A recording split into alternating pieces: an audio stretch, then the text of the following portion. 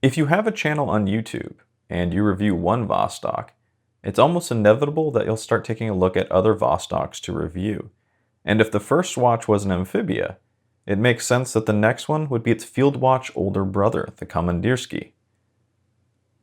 Except, that's not the Komandirskie we're going to take a look at. The one we are is a little different.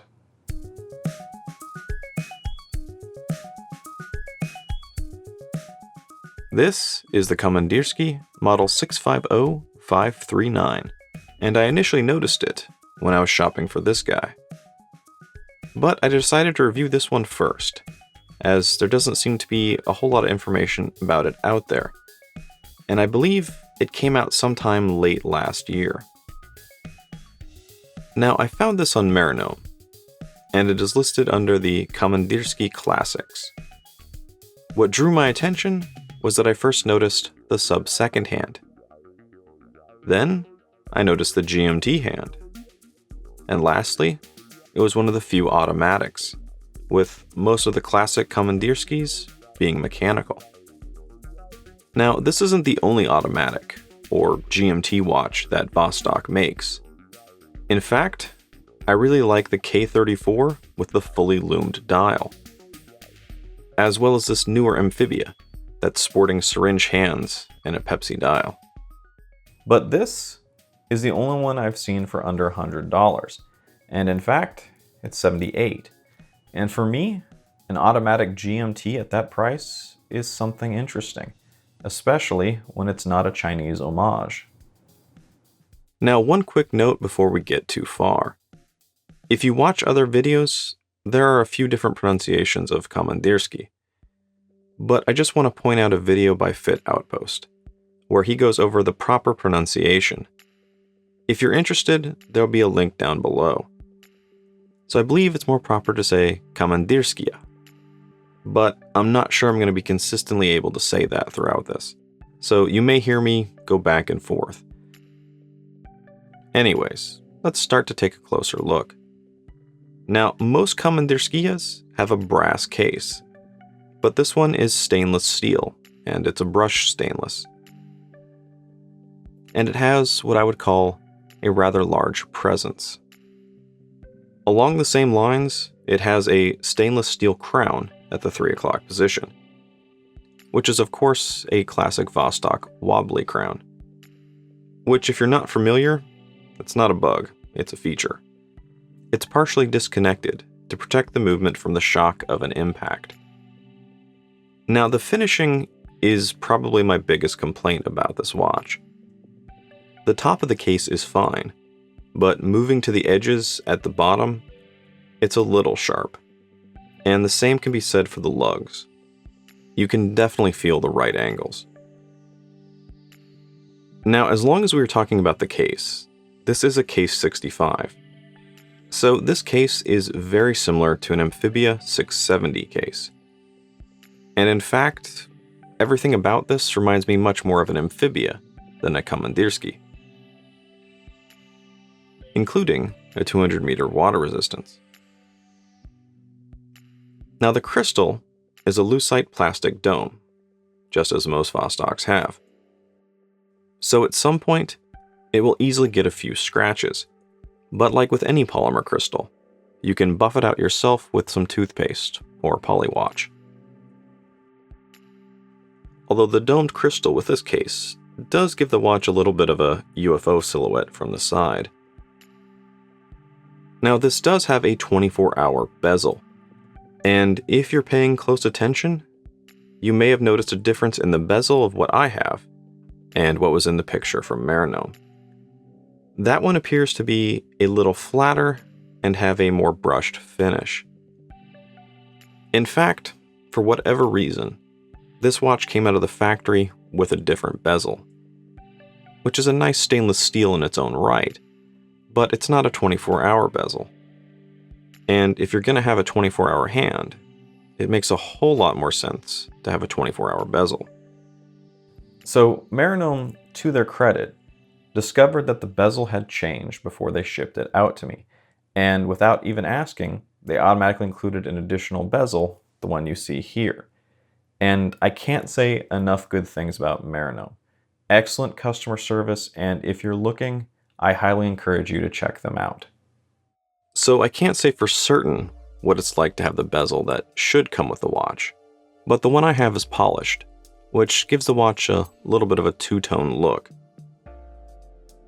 And it slopes down to a rather large case, which makes it a little bit difficult to turn it, as there really isn't much of a bezel edge to be able to grab onto.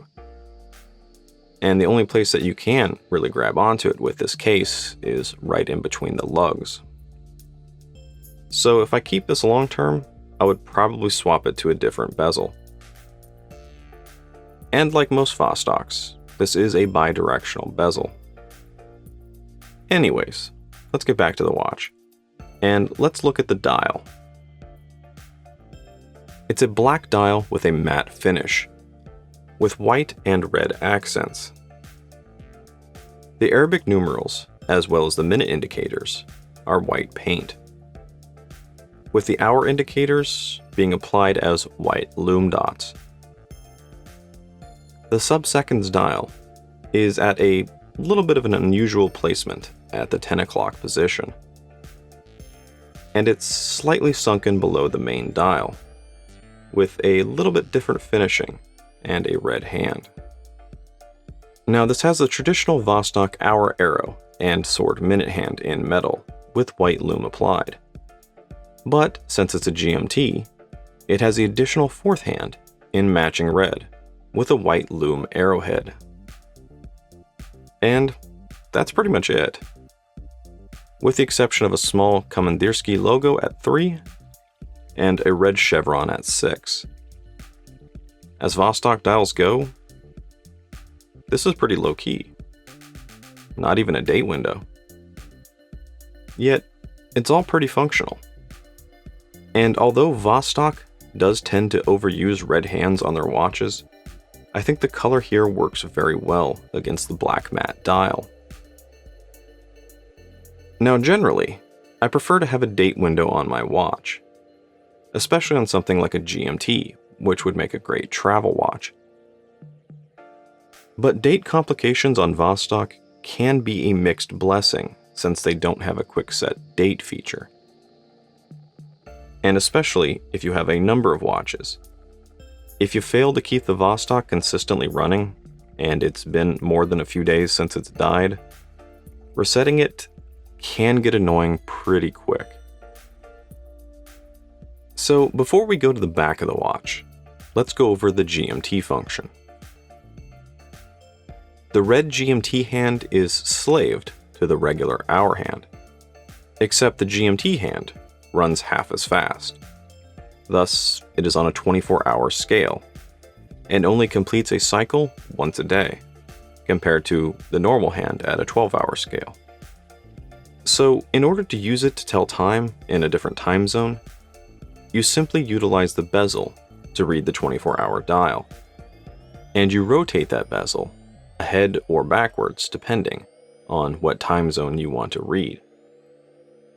For example, let's say we are in New York and want to know what time it is in California.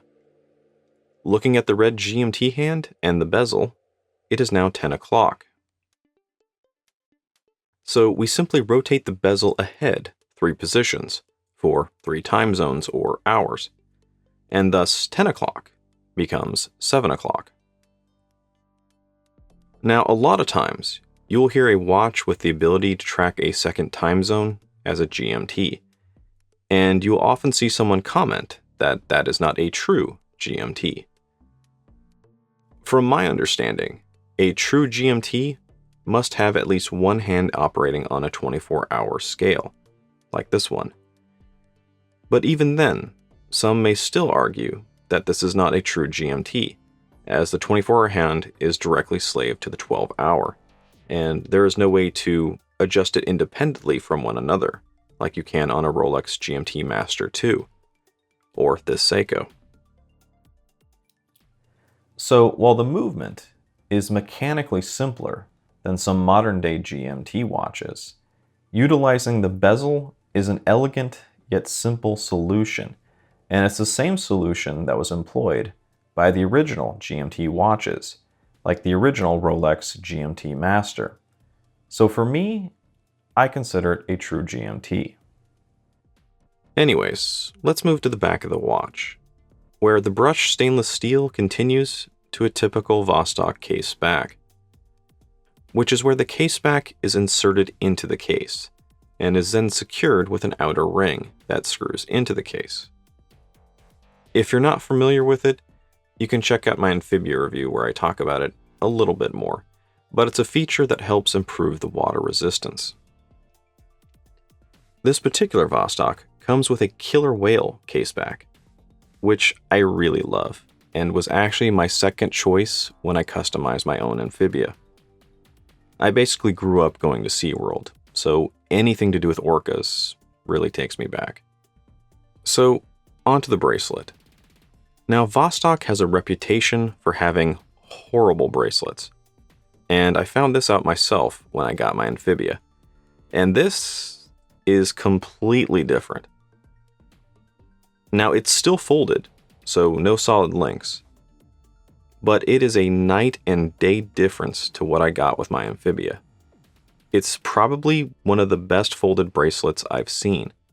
In fact, you can't even tell it's folded until you look at the top or the bottom of the lugs. It's hidden from the sides. But it has a nice two-tone appearance, with brushed and polished sections, with a signed push-button clasp. The clasp is a little thin, but it goes in with a nice click.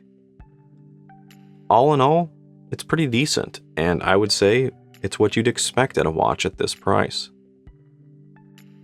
That said, I still change out the bracelet at times. Less than feeling like I had to, and more about just wanting to see what it looked like. And I have to say that I actually liked a classic Bond NATO the best on it. Although there is some irony trying to channel your inner Sean Connery while wearing a Soviet-style watch. That is, at least until you remember the hunt for Red October.